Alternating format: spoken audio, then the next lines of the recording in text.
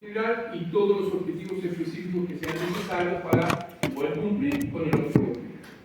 Luego viene el desarrollo, pues, de su trabajo. Fíjense que yo no estoy pidiendo marco teórico, no estoy pidiendo nada de eso, ¿ya? A diferencia del primer informe. Luego, en el último informe, nuevamente nos ponemos, ¿cierto?, a trabajar con todos los elementos pertinentes de un informe ya global.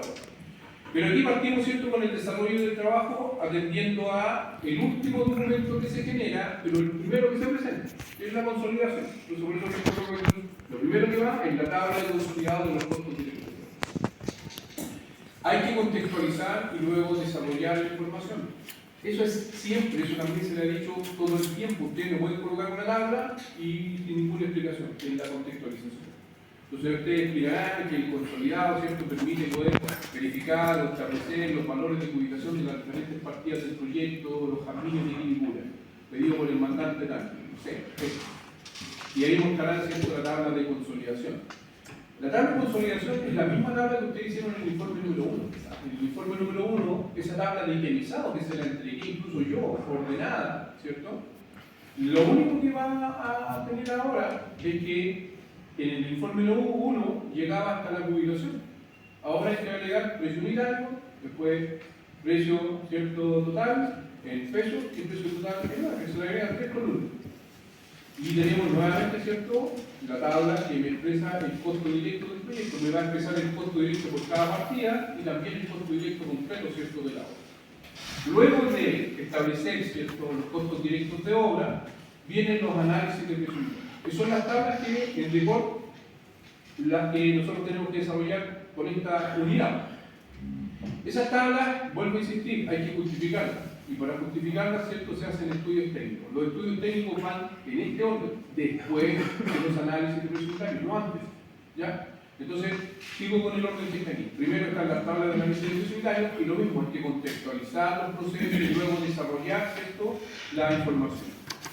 Aquí hay que contextualizar en qué consisten, por ejemplo, los análisis de presupuestarios, cómo se hacen, por qué hay que hacer estudios técnicos, de dónde van a sacar la información base. Ustedes no van a hacer los cálculos de rendimiento. Por lo tanto, están tomando un documento que yo se lo señalé, ¿cierto?, que es ONDA, y a partir de los rendimientos totales de ONDA, ustedes desarrollan este trabajo. Entonces, esos son parámetros, son criterios, son elementos que hay que indicarnos, ¿ya? Si no, no sirven. Esa es la gran diferencia entre un informe técnico y un montón de tablas de publicación, eso lo hace cualquiera. El informe técnico no, porque ahí hay que aplicar el criterio, y eso es lo que se le está pidiendo a ustedes, son sus criterios técnicos, sus explicaciones, que es lo más básico.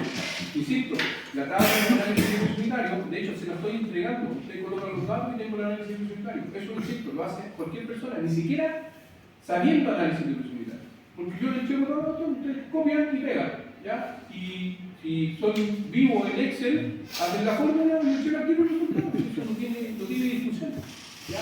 Pero es cómo se hace, por qué se establece, cuál es el criterio técnico que me permite definir tal o cual cosa. Eso es lo más importante de los informes que ustedes tienen. Por eso se les pide informes técnicos, donde se evidencia el conocimiento que ustedes tienen. Entonces, después de desarrollar todos los análisis de presupuestario, vienen recién los estudios técnicos, que son 3. El estudio técnico de costos de materiales, ustedes van a usar el que hicieron, digo hicieron porque para mí se supone que eso ya debería estar listo, la actividad C y la actividad D. ¿Ya? La actividad C es el estudio de costos de material y la actividad D es el estudio de costos de mano de obra. Por lo tanto, ya deberían tener esos dos o tratando de determinar esos dos. ¿Ya? Estos estudios deben especificar criterios técnicos de determinación y evaluación de cada elemento que se va a usar. De lo contrario, son solo recopilación de antecedentes y vuelvo a indicar lo mismo. O sea, para recopilar antecedentes uno va, toma los datos y los tengo. Pero no es eso, puntualmente, solo lo que se les pidió. Y el tercer estudio es el estudio de leyes sociales y que van a usar el que yo les mencioné y que les dije recién, ¿cierto?, dónde está, ahí en la carpeta del material del ejercicio, que está el ejercicio incluso, el estudio, perdón, el documento Word para que ustedes tomen la información, la fichan a partir de los criterios que están en el mismo documento y puedan desarrollar eso que está casi listo. Y luego vienen los anexos. Ustedes se fijan, tampoco les estoy pidiendo conclusiones ni recomendaciones como en el caso anterior. En el caso de los anexos, se supone que son todas las consultas técnicas que ustedes hicieron, que nosotros le ponemos nombre, se llaman cotizaciones. Esas cotizaciones tienen que ser ordenadas por ítem, ordenadas por empresa, ordenadas por el contexto de la cotización. Si son materiales y ustedes cotizaron en el home center, todos los materiales del home center. Si cotizaron en ICI, todos los materiales del ICI, y así sucesivamente, como los ejemplos que les planteé, ¿cierto?, en la plataforma, atendiendo a las dos actividades que les propuso. Después, este trabajo contiene el análisis de las siguientes partidas, las que fueron extraídas o serán extraídas de norma, que son las mismas que ustedes utilizaron, ¿cierto?, en la actividad C y en la actividad D. Para los que a lo mejor todavía, ¿cierto?, no se han dado cuenta, las partidas que fueron desarrolladas en la actividad C y D son las mismas que ustedes desarrollaron en el informe número 1. ¿Ya? En el OTAN no van a encontrar los mismos nombres de las partidas que uno desarrolla, que es un estándar, pero son las mismas. Cierros perimetrales, nosotros hablamos cierros provisorios, ¿ya? Y así sucesivamente. En el caso del hormigón encastellado, que para nosotros es un H5, ahí salía la dosis, 127,5 kilos de cemento. Vamos a ocupar un hormigón estructural H10, H20, ¿cierto?, para el H10 nuestro. Y vamos a ocupar un hormigón estructural H25 para el H20 nuestro. Y así sucesivamente. Entonces están todos los mismos elementos, ¿ya? Para poder ocupar la misma actividad. Entonces, para poder extraer la información, ya lo vieron ustedes, ¿cierto?, en el uso de este documento, ustedes podrían entrar por la página o podrían entrar por el código, era mucho más fácil entrar por la página, buscar el código y encontrar la partida. Las actividades propuestas eran para reconocer los recursos. ¿Qué recursos? Recursos materiales, recursos mano de obra. Y a partir de reconocer esos recursos, hacer los estudios técnicos. Estudios técnicos de materiales, estudios técnicos de mano de obra. Los cuales van a ser usados en este informe, ¿ya?, para no hacer otra cosa. Sigo avanzando. Aquí están las partidas, las mismas que están en la actividad C y la actividad D, y que pueden existir, ¿cierto?, son las mismas con otros nombres del informe número 1 que ustedes desarrollan. Por ejemplo, la partida de la balsa Nilonga, que era la pañilería, ladrillo grande y reforzado, nosotros la única diferencia es que vamos a utilizar de Santiago de Nuevo. Después el cierre de madera provisorio, para nosotros eran los cierres provisorios. El emplantillado, que en el onda aparece así, emplantillado 127,5 kilos de cemento por metro cúbico, es el que nosotros vamos a utilizar para nuestro hormigón, H5. La excavación a brazo en zanja, ¿ya?, va a ser para las excavaciones de fundación. La excavación del escarpe, obviamente es para el escarpe nuestro. Que ahí puede haber una diferenciación, ¿cierto?, en virtud de cómo ustedes desarrollaron el escarpe, si desarrollaron el escarpe completo del terreno o solamente la zona donde iban a generar el trabajo, ¿cierto?, constructivo, y eso depende de cada uno. La pega es la misma, hay menor cantidad de volumen finalmente. Después tengo el hormigón estructural H20 que me va a servir para el H10, el hormigón estructural H25 que me sirve para el H20. La extracción de escombros, que en el ONDAC aparece como un subcontrato, generalmente cuando somos una empresa pequeña no nos conviene tener mucha maquinaria, además que es mucho más caro. Por lo tanto, generalmente lo hacemos como subcontrato. Y ese análisis nos va a servir para establecer, ¿cierto?, la ubicación, el costo de movimiento de suelo botado. En el caso puntual nuestro, teníamos un sobrecimiento de 27 centímetros. Nunca vamos a encontrar exactamente el valor, ¿cierto?, de la altura en el onda, oscilan. Y por lo tanto, el más cercano a nosotros es un análisis de peso unitario de moldaje de sobrecimiento de 30 centímetros. Lo ocupamos. Después tenemos la tarea de liberación y trazado, dos usos, aparece, ¿cierto?, en el onda, que es la misma que nosotros vamos a ocupar para los trazados niveles de nuestro proyecto. Y cuando se reconocieron las enferraduras, nosotros definimos las enferraduras atendiendo a el uso estructural. Y por lo tanto dijimos que teníamos en el ítem B4, punto 1, enferradura de tensores y otros elementos, que ahí estaban las trabas. Y en el 4.2 teníamos los elementos receptivos horizontales, porque no teníamos verticales, porque esta era una albañilería, ¿cierto?, con enferradura y no confinada, era armada y no confinada. Por lo tanto, teníamos solamente elementos receptivos horizontales. Y en esas enferraduras, tanto verticales como horizontales, teníamos 3 diámetros de fierro. Por lo tanto, ahí están los 3 análisis de peso unitario. Para el fierro de 8, para el fierro de 10, para el fierro de 12, según corresponde. ¿Ya? Entonces ahí están todos los análisis, y que se supone que el filtro inicial era hacer la tarea C y hacer la tarea B, por la actividad. Y por eso ya teníamos gran parte del trabajo, porque después llenar las tablas, ¿ya? Y para poder desarrollar esas tablas, aquí les planteo lo que sí o sí se tiene que cumplir. Si ustedes hacen los análisis de peso unitario y no toman en cuenta ninguna de las directrices que están aquí, aunque lo hagan, van a estar mal. ¿Ya? Entonces dice, los materiales y sus unidades deben estar bien especificados en la descripción de este, cumpliendo con la normativa. Me refiero a que, si nosotros nos vamos, por ejemplo, a Londres, y ustedes pudieron haberse dado cuenta, en algunos hormigones salían sacos de 42,5 kilos. Y ya no sé. ¿Ya? Y por lo tanto, son sacos de 25 kilos. A eso se refiere con la especificación. ¿Ya? La madera tiene que estar bien especificada, si es pino bruto, si es pino seco, si es verde. A eso me refiero en términos generales. Con la escuadrilla, con el largo, todos los datos para poder identificar y que eso se supone que ustedes hicieron en la actividad C. ¿Ya? Después dice, con respecto a los trabajadores, cuando ustedes reconocieron a los trabajadores en la actividad D, vieron que había maestros, ayudantes, jornales, rendimiento de la estación, etc. Entonces aquí dice, los trabajadores mínimos en los APU que usted va a desarrollar, ¿cierto? Usando el material de consulta de Londres, porque ahí estuvimos viendo ciertos análisis, van a ser 2. Y depende de la condición propia del trabajo. Podrá ser maestro y ayudante o podrá ser maestro y jornal. Depende de lo que se esté generando. Ahí está definido. Pero no puede ser solo maestro. Y eso tiene que ver con la aplicación que nosotros vimos acá en clase. Que generalmente una cuadrilla simple son 2 personas, con maestro y su ayudante. ¿Ya? Y que eventualmente, lo que sigue en el punto más abajo, voy a indicar ahora, tiene que ver con que si solamente tengo el rendimiento del maestro, yo sé que para colocar el maestro y el ayudante, asumo que es la mitad del rendimiento. Cuando los rendimientos están globales, tengo una fórmula de lo mismo que me permitía filtrar y saber cuánto es lo que rendía el maestro versus lo que rendía el ayudante. Es para aplicar esa condición. ¿Ya? Entonces dice, cuando los APU solo aparezca un trabajador, debe colocar un ayudante o un jornal según lo que estipule el punto medio. Si en el análisis de precio unitario indicado por Londres aparece el rendimiento global de los trabajadores, debe separar su rendimiento y expresar información en forma particular para cada trabajador, según lo descrito en las clases y que aparece incluso, ¿cierto?, en la presentación que vimos en la página 56, que está esa fórmula que desarrollamos o que vimos. Después dice, debe realizar estudio técnico de costos de materiales con precios actualizados, que es lo que hicieron en la actividad C, ¿ya?, para poder justificar el valor de los materiales. Estas consultas llamadas cotizaciones de materiales deben estar presentadas en los anexos del trabajo de forma ordenada y muy clara.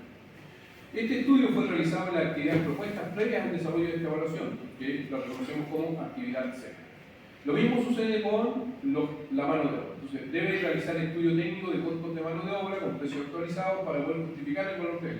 Estas consultas llamadas cotizaciones de mano de obra deben estar presentadas en los anexos de este trabajo, ¿cierto?, en forma ordenada y clara.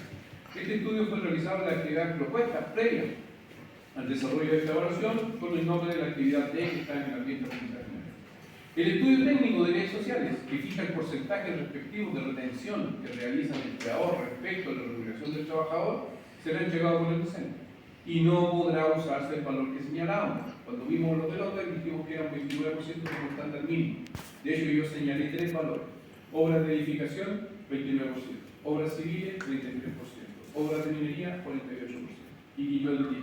Por lo tanto, podríamos decir que las leyes sociales podrían oscilar desde un 29 hasta un 48% según lo que establece el orden. Pero en realidad ese factor lo generan ustedes. ¿Ya? Entonces dice, no puede usarse el valor que señala la onda para obras de edificación que indica un 29% de leyes sociales. Debe analizar la información que yo entregué y establecer su porcentaje, ustedes, de leyes sociales, según sus propios criterios técnicos. El porcentaje que ustedes finalmente determinan, que aglutina 2 cosas: las obligatorias y los posibles beneficios que ustedes podrían darle a sus trabajadores, debe estar dentro de este rango de porcentaje, entre un 45 y un 55%. Cualquier valor que está, e incluso incluyendo el mínimo y el máximo, está bien. Me refiero a lo siguiente: cuando ustedes analicen el documento que yo les chequeé ahí en la plataforma, se dan cuenta de las leyes sociales que podrían establecerse llegan a un 79 de un trillano. O sea, muy abultado. Entonces, lo que yo planteo a partir de ese estudio que está hecho, con todos los cálculos, con todas las ponderaciones, es que primero tengo que reconocer qué es lo que es obligatorio. Y lo obligatorio me establece un porcentaje base, aproximadamente casi un 23%. Y el resto van a ser beneficios. ¿Pero qué beneficios? Eso lo colocan ustedes, ¿ya?, a partir de ese documento. Entonces ustedes van a ir sumando este porcentaje, ya suman todo y a lo mejor está 48. ¿Y ese 48 está dentro del 45 al 55? Sí.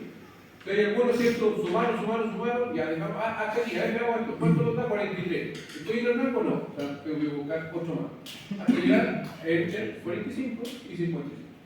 ¿Se entiende? No es más que eso, leer, filtrar y ordenar lo que yo les estoy pidiendo. Porque el estudio ya está listo. Entonces hay que realizar tablas de consolidado de costos directos de obra en forma ordenada y cumpliendo con lo que establece la normativa. Y además, esa tabla de consolidado es igual al itemizado del informe técnico, que lo acabo de indicar. Cuando ustedes hicieron su itemizado, si lo hicieron bien, les puse A, obras previas. Tenían después el A1, cierre provisorio. El A2, ¿cierto? Tenían dos tareas, que era movimiento de suelo y ahí tenían tal cosa y tal cosa. Y así sucesivamente, después pasaban al B, obra gruesa. Después tenían el B1 y así. Es lo mismo. Ese es el mismo itemizado que van a hacer ahora. Lo único que a ese itemizado le van a agregar más columnas. Porque ahora hay que colocar el precio unitario. Y cuando yo tengo en el informe anterior la ubicación y ahora tengo el precio unitario, lo multiplico y tengo el costo directo de cada partida en pesos y eso también lo expreso en UF, ¿ya? Que es lo que señalo más abajito. En esta tabla se deben expresar los valores tanto en pesos como en UF. Y este consolidado se coloca al inicio del informe, que es en el orden que estoy planteando, ¿cierto?, anterior. Entonces, la consolidación es lo último que desarrollamos, es lo primero que nosotros queremos ver. O sea, si yo fuese el mandante y ustedes me entregan la información, yo lo primero que quiero ver es cuánto sale a hacer la pega, no cómo se hace la pega. Entonces, después que yo digo, me salen 7 millones y tanto, y ahora quiero ver por qué esta partida me cuesta 750.000 pesos, y me voy a la partida. Eso es lo que uno hace cuando revisan. No como revisor aquí, sino que como revisor independiente de un proyecto. Lo primero que uno genera, ¿cierto?, es quiero saber cuánto sale. Y después analizo si está bien, si está mal. Pero cuánto es lo que están diciendo que sale a hacer la pega. Por eso que siempre el consolidado de todos los procesos, ¿ya? Cuando ustedes publican, hacemos un consolidado. Pero es lo último que se hace, porque hay que conocer todos los resultados. Pero es lo primero que se publica. ¿Ya? Continúo. Entonces después dice, hay que realizar tablas también de análisis de precio unitario cumpliendo con lo que dijimos ahí. De hecho, les mostré las tablas de análisis de precio unitario. Hicimos ejercicios de tablas, que es la actividad B. Ahí está. Tablas de consolidación y de precio unitario, como 4 o 5 tablas de análisis de precio unitario, para que entendieran cómo funcionan.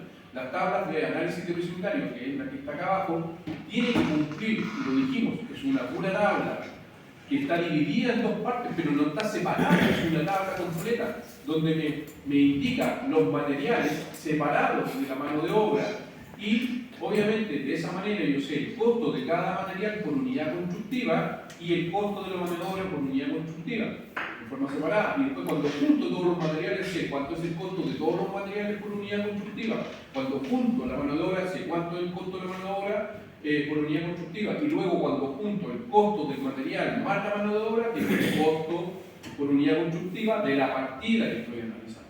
Eso es lo que tiene que cumplir cada tabla, ¿ya? Y acá, ¿cierto?, les expongo el mismo ejemplo que ustedes hicieron, ¿cierto?, en las actividades previas.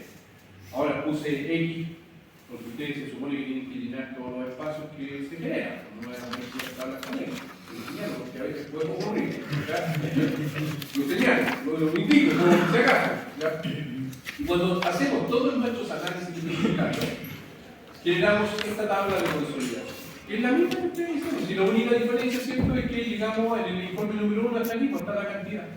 Y ahora hay que agregarle el precio unitario, que sale de las tablas de precio unitario. Y después el precio total en pesos y el precio total en horas. Porque multiplicamos la cantidad, que es la ubicación, por el precio unitario que hacemos ahora y me da el precio de la partida en pesos y después lo transformamos. El valor de la OF lo fijan ustedes, ¿ya?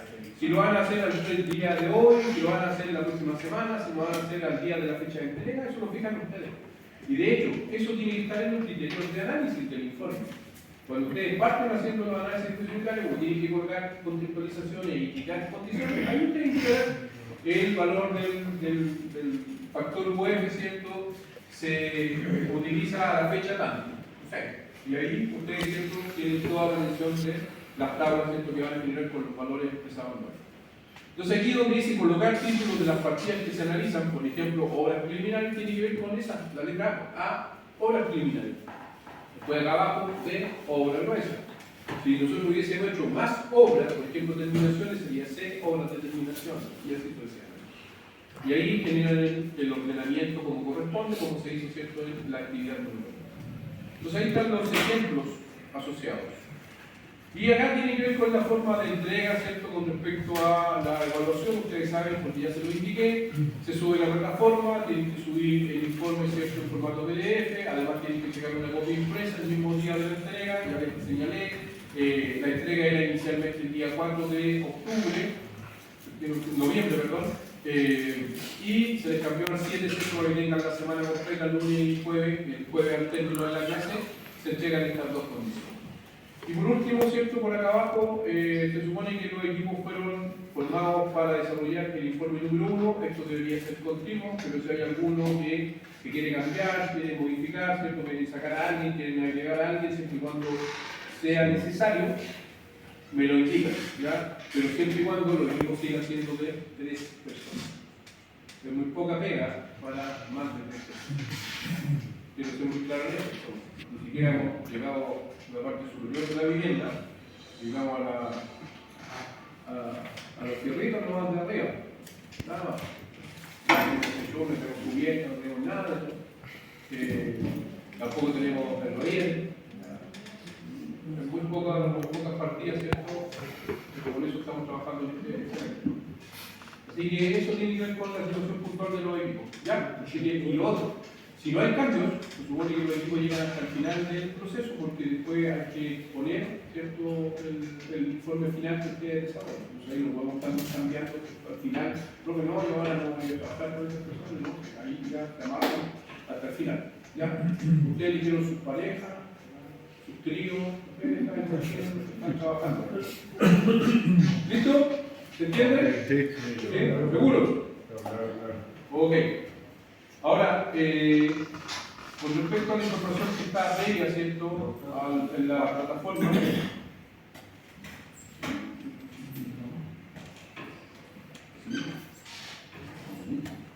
en esta actividad, la 3, ¿ya?, que no tiene una solución, yo le subí un ejemplo. El ejemplo, ¿cierto?, lo que plantea, bueno, aquí les puede servir un poco, porque esta actividad, ¿cierto?, fue desarrollada otros semestres, otros años, ¿cierto?, donde se planteaban de forma separada, mucho más separadas las cosas. Y acá, ¿cierto?, esta actividad tenía su carátula, tenía su introducción, tenía su objetivo, ¿cierto?, independiente, porque era un ítem aparte. Entonces, aquí algunas cosas probablemente les puedan servir. Bueno, ahí hay un índice. Para los que no sepan hacer índice. Lo señalo, ahí miren. Anexo, ¿cierto? Lo veo en la página 8. Anexo, cotización inicia, lo veo en la página 9. Y así sucesivamente. No, introducción, página 3 y anexo F, página 12. Como he visto en el curso. Después, ¿cierto? Esto tiene una introducción. Fíjense que este trabajo es solo de material. Tiene una introducción que es una página completa de los materiales. Si tuviéramos que generar introducciones con respecto a cada ítem, yo podría decir que hay 3 páginas de introducción. Primero, material, mano de obra, ley docente, sin ejemplificar el contexto global del informe. Y ustedes de repente me hacen una introducción que hace un párrafo. Eso no dice nada. Entonces vuelvo a hacer hincapié en esto. Ustedes tienen que contar de qué se trata, de dónde van a sacar la información, por qué se tiene que hacer, cuáles son los criterios, si no es que expliquen todo, porque después en cada parámetro van a haber explicaciones, van a haber contextualizaciones. Luego acá están los objetivos. ¿Ya? Un objetivo, que es el objetivo general, y luego, ¿cierto?, los objetivos específicos que corresponden. Se verbalizan y se contextualizan. Y luego ya acá, ¿cierto?, viene el estudio propiamente tal. No quiere decir que esto esté bien, pero es un ejemplo. Entonces, esta es la consolidación. Esta tabla es la que nosotros utilizamos a partir de la condición del precio. Este precio es el que uno ve en el análisis previsional. Entonces, para llegar a esa condición, hay que hacer cotizaciones. Esas cotizaciones uno las junta en otra tabla donde digo, mire, este es el mismo material. Y yo coticé, por ejemplo, en ICI, coticé en Sodimac, coticé en Yolito, coticé en CMXC, Constructora Puente, etc. Y tengo entonces, con estos precios y los criterios técnicos que tengo que evaluar y tengo que definir acá, yo digo que esto no está perfecto, hay cosas que hay que arreglarlas, establezco esta tabla. ¿Ya? Esta es la consolidación, es lo último que hago, pero lo primero que se presenta. Para poder llegar y desarrollar esta tabla, son las cotizaciones que ustedes hacen, pero esas cotizaciones no van en el estudio, van en los anexos. ¿Ya? Son el medio por el cual ustedes hacen un estudio. Y un estudio no es solo la recopilación de datos, sino que aparte de recopilar los datos, establecer por qué ustedes van a seleccionar tal o cual elemento, el precio, el proveedor, criterios técnicos. Y esos criterios los definen ustedes. Entonces, cuando ustedes dicen, profe, hicimos las cotizaciones, estas van a estar ordenadas en los anexos.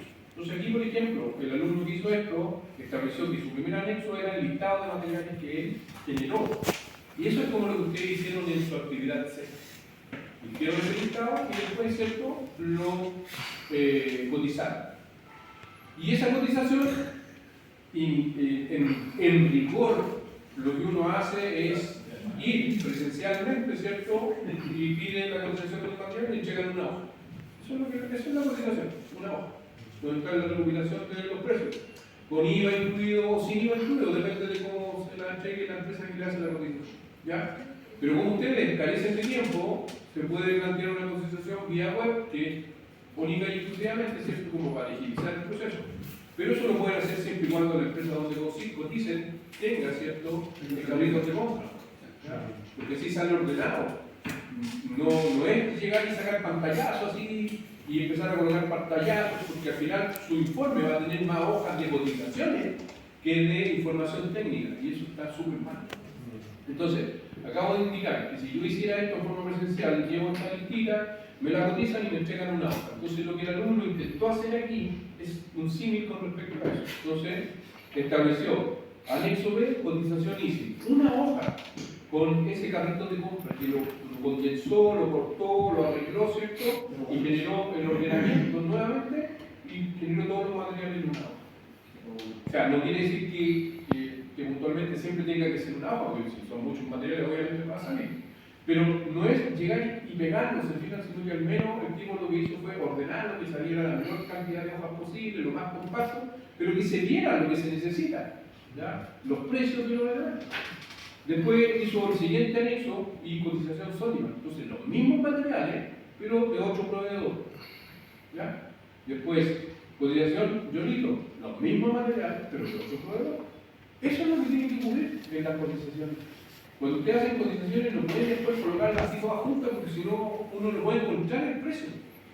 Entonces, cuando se revisa, no solo aquí, sino que cuando se revisa la información y ustedes la presentan en una licitación, lo que el revisor hace es, por ejemplo, me voy al análisis de precio unitario. En el análisis de precio unitario me aparece el precio.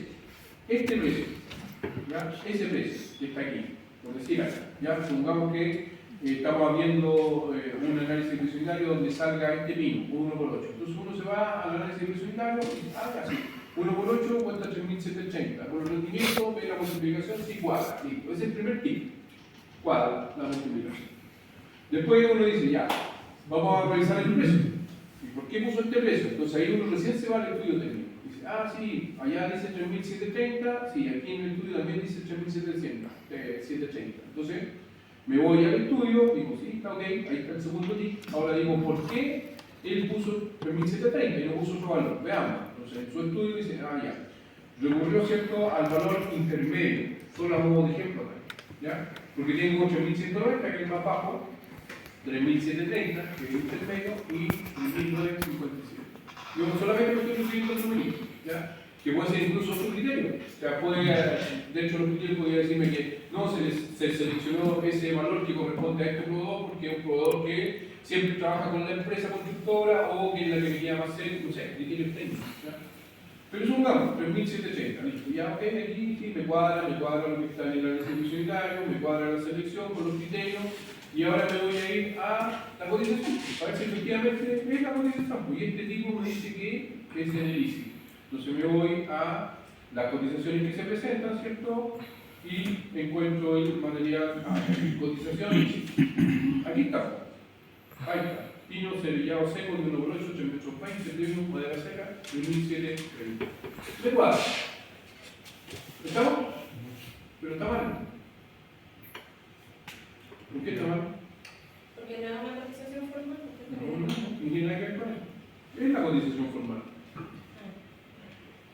¿Pero por qué está mal? No sé. No sale especificado que. Pues ahí dice, ¿cómo que no sale especificado? Dice pino, seco, cepillado de 1 por 8. Cantidad. ¿La empresa? ¿Qué ¿A la precio? gente cotizando? No, Ahí dice, no, que está por unitario, Pero no dice el precio. ¿Cómo que no consigue el precio? Acabo de decir 3 veces 3.730. Abiertos.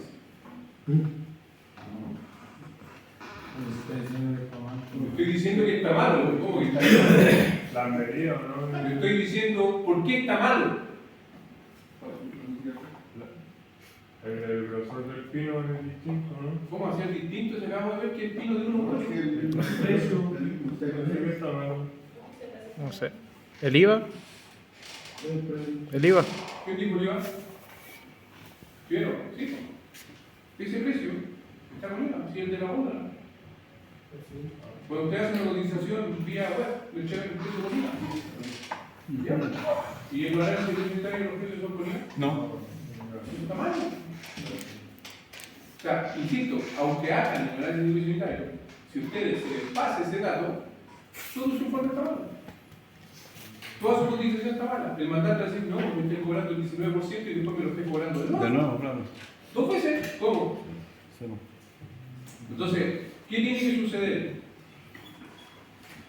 Que en el análisis que ustedes hacen, a lo mejor, ¿cierto? Esta tablita, que es la que recopila antecedentes, podría tener una indicación dentro de los criterios que aquí se maneja cierto valor con IVA.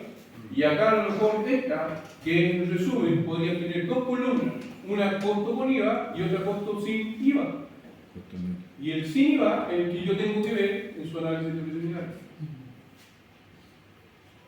Tú tienes que empezar a aplicarse más, cabrón. No les puedo dar toda la regaña. ¿Se entiende? Entonces esas cosas les pasan la cuenta. ¿Por qué? Porque hay algunos que solo empiezan a pasar datos de un lado a otro. Eso lo hace cualquiera, vuelve a insistir. Y no se lo estoy señalando en forma despectiva, sino que cualquiera pasa datos de un lado a otro. Y eso no es lo que nosotros queremos.